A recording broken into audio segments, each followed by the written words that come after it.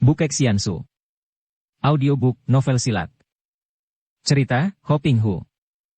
Bab 11. Kau bohong. Kakek berkepala besar itu menghardik. Mana mungkin Han Tiong membuang putrinya sendiri ke pulau neraka? Agaknya Tochu telah mengerti akan kerasnya peraturan hukum di Pulau Es, dan sebetulnya yang dianggap melanggar hukum adalah istri Suhu sendiri, istri tua, yang aku yakin hanyalah karena fitnah belaka. Suhu telah menjatuhkan hukuman kepada Subo, dan Sumoy lalu mewakili ibunya untuk membuang diri ke pulau neraka, maka aku menyusul ke sini untuk mengajaknya pulang ke Pulau Es. Tiba-tiba ketua pulau neraka tertawa bergelak, tertawa penuh kegembiraan sampai kedua matanya mengeluarkan air mata. Wahahaha. Hahaha, betapa lucunya. Rasakan kau sekarang Han Tiong, Raja Keparat. Rasakan kau betapa perihnya orang tertimpa kesengsaraan karena keluarga berantakan. Hahaha. Semua orang yang melihat dan mendengar kata-kata ketua pulau neraka ini, kontan tertawa-tawa semua, mentertawakan Raja Pulau Es. Biarpun mereka belum sempat membalas dendam kepada Raja Pulau Es, mendengar nasib buruk raja itu sudah merupakan hiburan besar yang amat menyenangkan hati mereka. Hanya anak perempuan itu saja yang tidak ikut tertawa karena dia agaknya tidak mengerti apa-apa, dan pada saat itu dia hanya saling pandang dengan Sin Leong yang juga terheran-heran. Hei, Kwa Sin Leong. Betapa baiknya ceritamu, akan tetapi aku masih belum percaya kalau tidak melihat sendiri Putri Han Tiong datang ke pulau ini. Kita tunggu dan lihat saja. Setelah aku melihat Putri Han Tiong berada di pulau ini, barulah kita akan bicara lagi. Tangkap dia dan masukkan dalam kamar tahanan sambil menanti munculnya Putri Han Tiong. Si Brewok dan beberapa orang yang agaknya menjadi pembantu utama ketua pulau neraka sudah melangkah menghampiri Sin Leong dengan sikap mengancam. Pemuda ini maklum bahwa tidak ada jalan lain kecuali menyerah sambil menanti munculnya Sumoynya karena sebelum dia bertemu dengan Sumoynya, melawan hanya akan menimbulkan permusuhan yang tidak ada artinya saja. Maka dia mengangkat kedua tangannya dan berkata, aku tidak akan melawan, kecuali kalau kalian menggunakan kekerasan. Aku menyerah dan mau menanti di kamar tahanan sampai Sumoyku muncul. Melihat sikap tenang dan ucapan yang berwibawa ini, belasan orang yang mengurung Sin Leong dengan sikap mengancam tadi kelihatan ragu-ragu. Akan tetapi Sin Long lalu melangkah ke depan dan berkata, marilah bawa aku ke kamar tahanan. Jangan ganggu dia, biar dia mengasuh di kamar tahanan dan layani baik-baik sampai Putri Han Tiong muncul. Kalau dia membohong, baru kita akan berpesta membunuhnya. Ketua Pulau Neraka berkata sambil terkekeh-kekeh karena hatinya senang sekali mendengar betapa Han Tiong sampai membuang istrinya sendiri ke Pulau Neraka, kemudian putrinya malah membuang diri ke Pulau Neraka. Biarpun dia belum percaya benar akan cerita ini sebelum dia menyaksikan buktinya, namun berita itu saja sudah mendatangkan rasa senang di dalam hatinya. Dengan sikap gagah dan tenang sekali Sin Leong digiring ke dalam kamar tahanan, diikuti oleh pandang mata penuh khawatir dari anak perempuan tadi. Setelah rombongan itu lenyap, anak perempuan itu mencela ketua pulau neraka, Kongkong kenapa dia ditahan? Dia luar biasa, berani dan pandai sekali. Hus! Dia orang Pulau Es, dia murid Han Tiong, karena itu dia adalah musuh kita. Mengerti? Anak perempuan itu cemberut, lalu meninggalkan kakek itu sambil bersungut-sungut sedangkan kakeknya tertawa bergelak dengan hati senang. Dia lalu memberi isyarat memanggil seorang kepercayaannya, lalu berbisik-bisik sambil tersenyum-senyum. Pembantunya juga tertawa, mengangguk-angguk lalu pergi. Kakek ini, ketua Pulau Neraka yang memiliki kepandaian tinggi, sama sekali tidak curiga kepada cucunya sendiri, tidak tahu bahwa cucunya itu tadi menyelinap dan mendengarkan perintah yang dia berikan kepada orang kepercayaannya. Sin Leong adalah seorang pemuda yang tidak pernah mempunyai prasangka buruk terhadap orang lain. Dia belum banyak mengenal kepalsuan watak manusia dan biarpun terhadap orang-orang Pulau Neraka, dia tetap menaruh kepercayaan. Maka dia pun percaya penuh akan kata-kata ketua Pulau Neraka dan dengan sukarela dia menyerahkan diri, tidak melawan ketika digiring memasuki kamar tahanan. Setelah berada di dalam kamar di bawah tanah yang sempit itu, dengan jendela dan besi dari baja, dan ruji baja yang kuat memenuhi jendela sebagai jalan hawa, dia segera duduk bersila. Dia tak menaruh khawatir akan keadaan dirinya, akan tetapi dia merasa gelisah mengapa Sumoynya belum tiba di Pulau Neraka. Dia percaya bahwa ketua Pulau Neraka tidak membohonginya. Kalau benar bahwa Swat Hong telah berada di Pulau Neraka, tentu tidak seperti ini sikap mereka terhadap dirinya.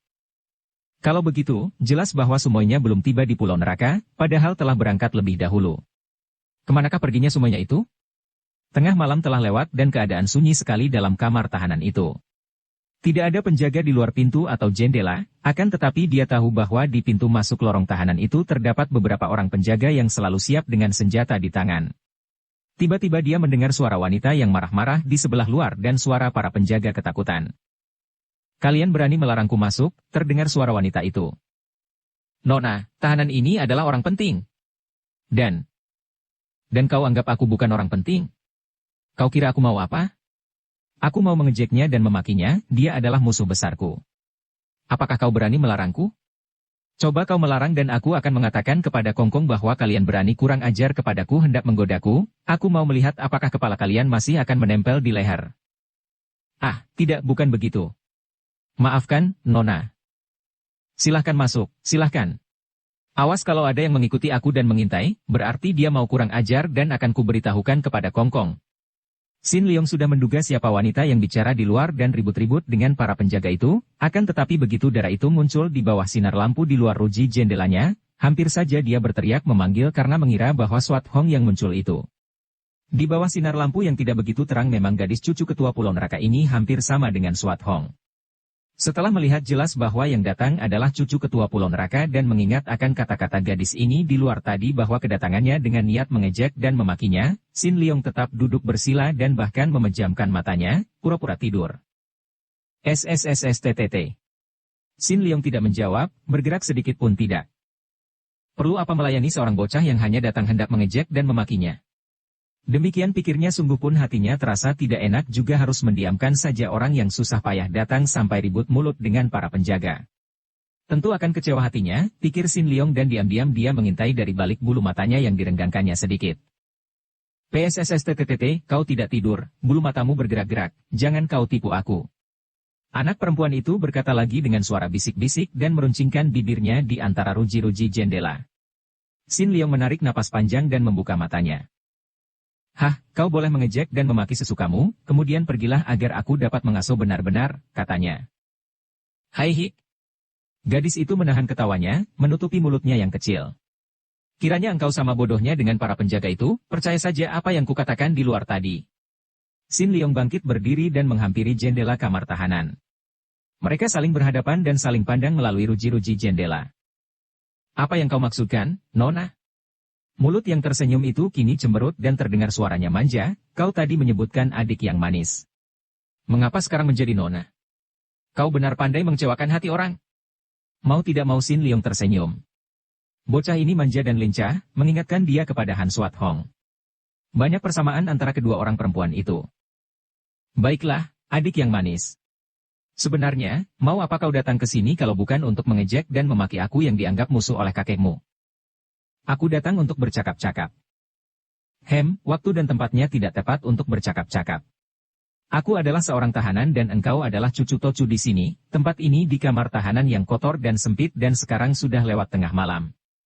Harap engkau kembali ke kamarmu dan tidur yang nyenyak. Jangan-jangan kau akan dimarahi Kongkongmu."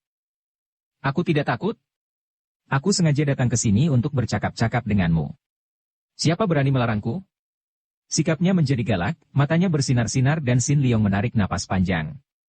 Sejak lama dia memperoleh kenyataan betapa ganjilnya watak wanita.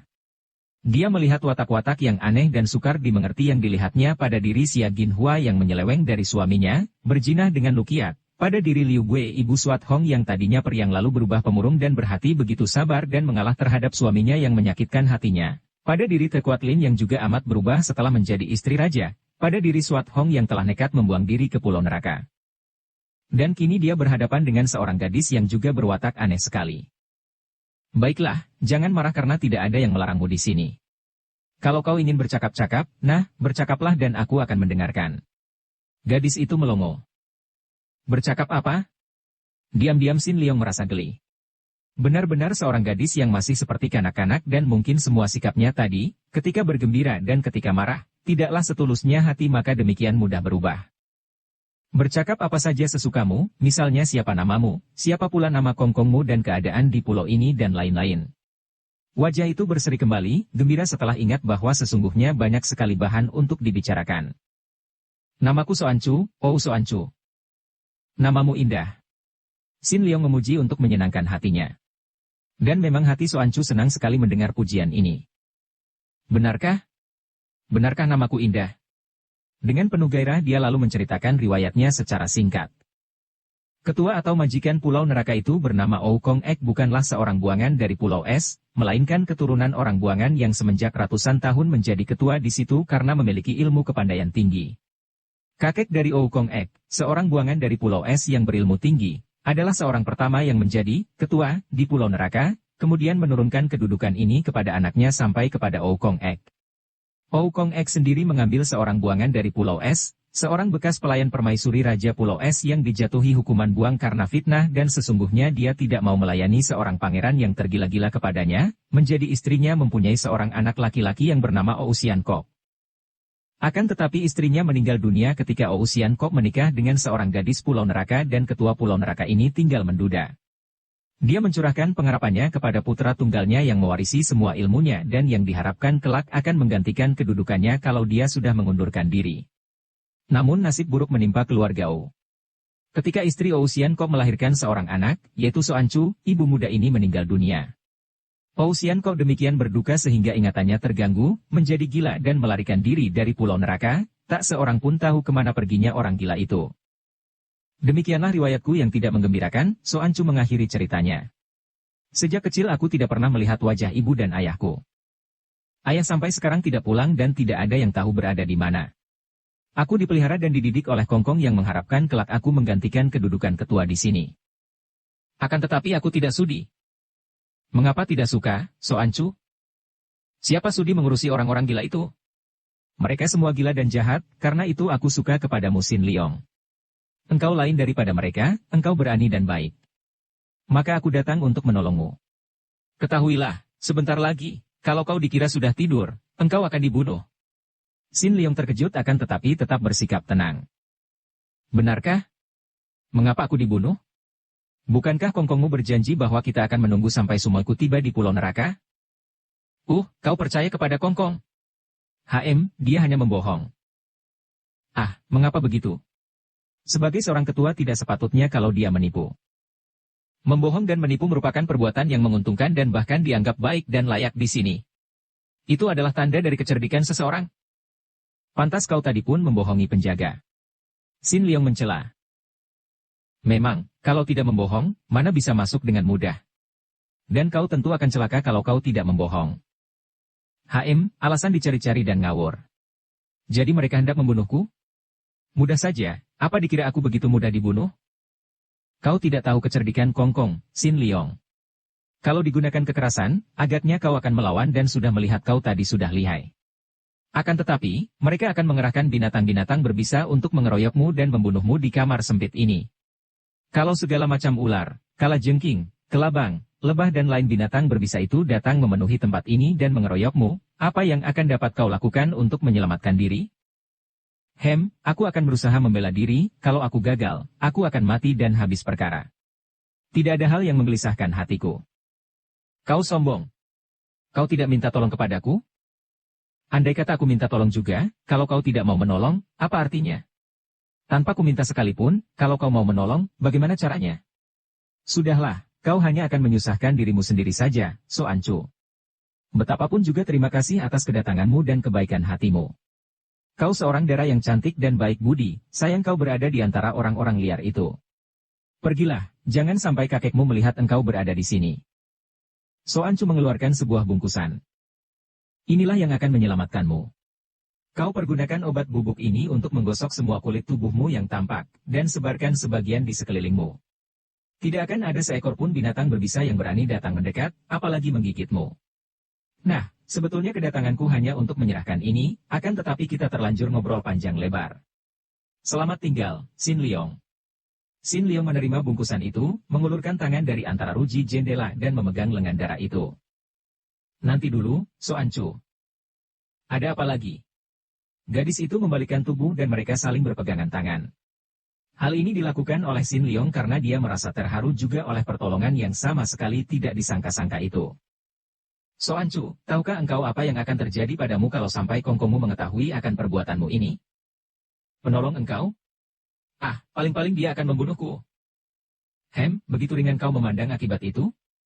Soanchu, mengapa kau melakukan ini untukku? Mengapa kau menolongku dengan mempertaruhkan nyawa? Sudah kukatakan tadi. Kau lain daripada semua orang yang kulihat di pulau ini.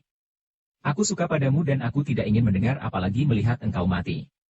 Sudahlah, hati-hati menjaga dirimu, Xin Liong. Gadis itu meloncat dan berlari keluar. Xin Liong berdiri temenung sejenak, kemudian kembali ke tengah kamar tahanan dan duduk bersila menenangkan hatinya. Andai kata tidak ada Soancu yang datang memberikan obat penawar dan pengusir binatang berbisa, dia pun tidak akan gentar dan belum tentu dia akan celaka oleh binatang-binatang itu, sungguh pun dia sendiri belum mau membayangkan apa yang akan dilakukannya kalau serangan itu tiba. Apalagi sekarang ada obat bubuk itu. Dia teringat betapa penghuni Pulau Neraka dapat menjelajahi hutan yang penuh binatang berbisa dengan enaknya karena tubuh mereka sudah memakai obat penawar. Agaknya inilah obat penawar itu. Dia membuka bungkusan dan melihat obat bubuk berwarna kuning muda yang tidak akan kentara kalau dioleskan di kulit tubuhnya. Xin Liong bersila dan mengatur pernapasan, melakukan siulian, samadhi, lagi. Pendengarannya menjadi amat terang dan tajam sehingga dia dapat menangkap suara mendesis dan suara yang dikenalnya sebagai suara lebah yang datang dari jauh, makin lama makin mendekat itu. Tahulah dia bahwa apa yang diceritakan oleh Soancu memang tidak bohong.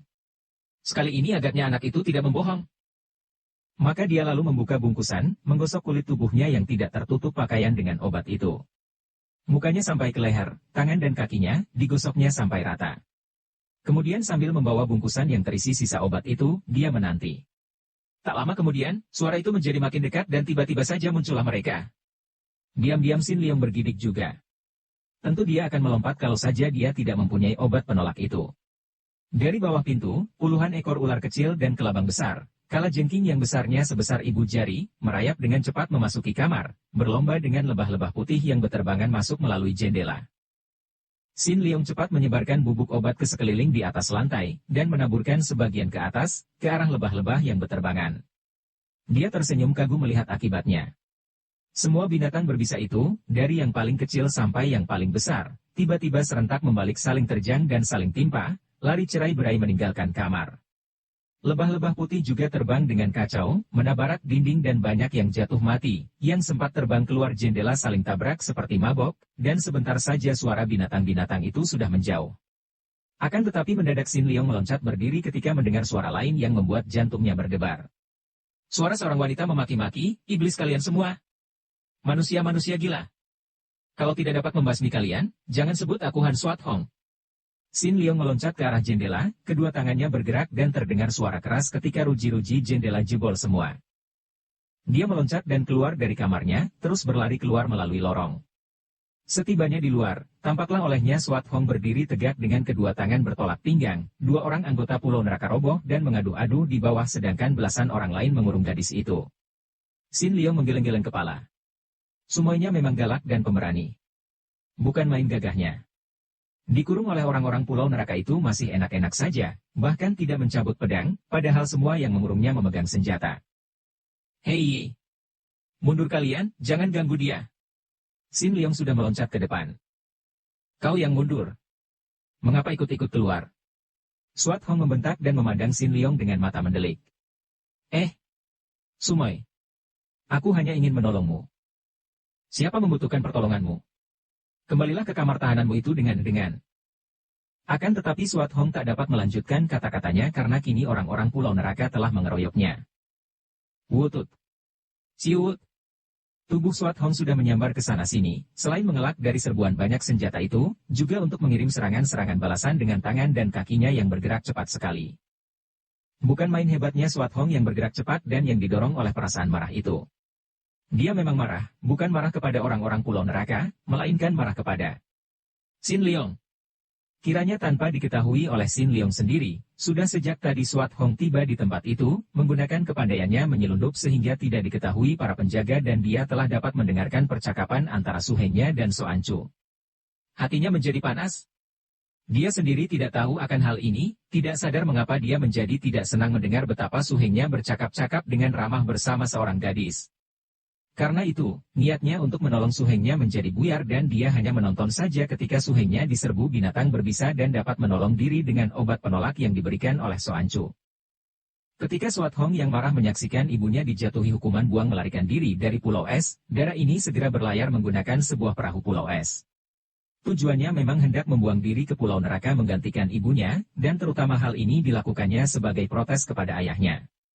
Akan tetapi karena dia belum pernah pergi ke pulau tempat buangan itu, dan pula karena sudah jauh meninggalkan pulau es, dia mulai merasa gelisah dan ngeri memikirkan keadaan pulau neraka yang kabarnya amat berbahaya itu, maka dia tersesat jalan, mendarat di pulau-pulau kosong sekitar pulau neraka. Akhirnya dia melihat dari jauh perahu Sin Leong meluncur di antara gumpalan-gumpalan es yang menggunung. Dia merasa heran sekali melihat suhengnya dan merasa khawatir kalau suhengnya itu mengejarnya atas suruhan raja untuk memaksanya kembali ke pulau es. Maka diam-diam ia lalu mengikuti dari jauh sampai akhirnya dia melihat suhengnya mendarat di pulau neraka. Dengan menggunakan kepandaiannya, Suat Hong berhasil pula mendarat di pulau neraka.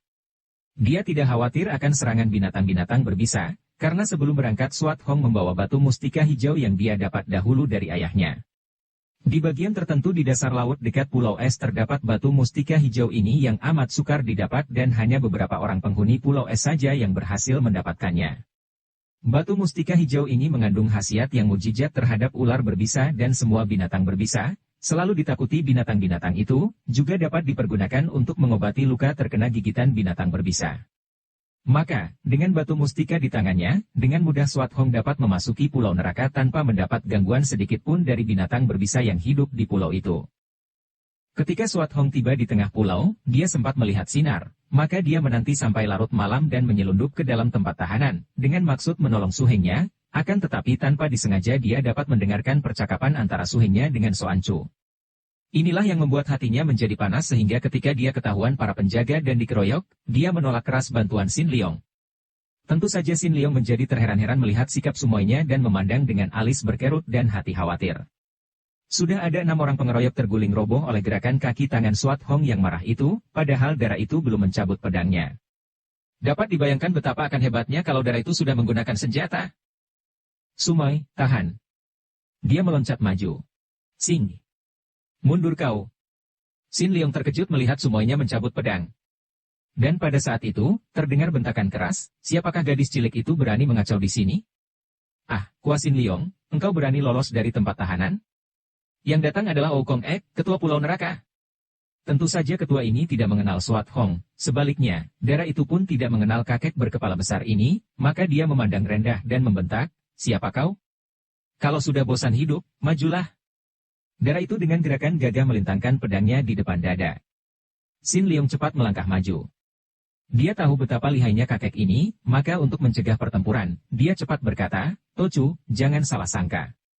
Dia adalah Sumoyku, dia adalah Putri Suhu, Raja dari Pulau Es. Semua orang terkejut mendengar ini dan para pengurung melangkah mundur dengan mata terbelalak. Betapapun juga, nama Raja Pulau Es masih merupakan nama ampuh dan selain dibenci, juga amat ditakuti oleh mereka. Tentu saja sebagai Putri Raja Pulau Es, Dara itu merupakan musuh yang dibenci dan juga ditakuti. Pantas saja Dara itu demikian lihai, pikir mereka. Hati mereka gentar. Tidak demikian dengan Oukong Ek. Dia memandang Suat Hong dan tertawa bergelak. Hahaha, jadi dia inikah Putri Raja Pulau Es? Putri Han Tiong. Bagus, hayo tangkap dia hidup-hidup, perintahnya kepada para pembantunya yang segera melompat ke depan. Tahan dulu. Sin Leong sudah mengangkat tangan kanannya ke atas. Semua orang, termasuk Oukong Ek sendiri, memandang pemuda ini. Betapapun juga mereka maklum bahwa pemuda ini lihai sekali, buktinya penyerbuan binatang-binatang berbisa untuk membunuhnya di dalam kamar tahanan telah gagal, bahkan binatang-binatang itu lari cerai-berai dan kini pemuda itu sudah lolos dari dalam penjara. Oh Tochu, seperti sudah kuceritakan kepadamu, biarpun Sumoy adalah putri Raja Han Tiong, akan tetapi ia menentang ayahnya dan mewakili ibunya dihukum ke Pulau Neraka. Dia tidak memusuhi Pulau Neraka.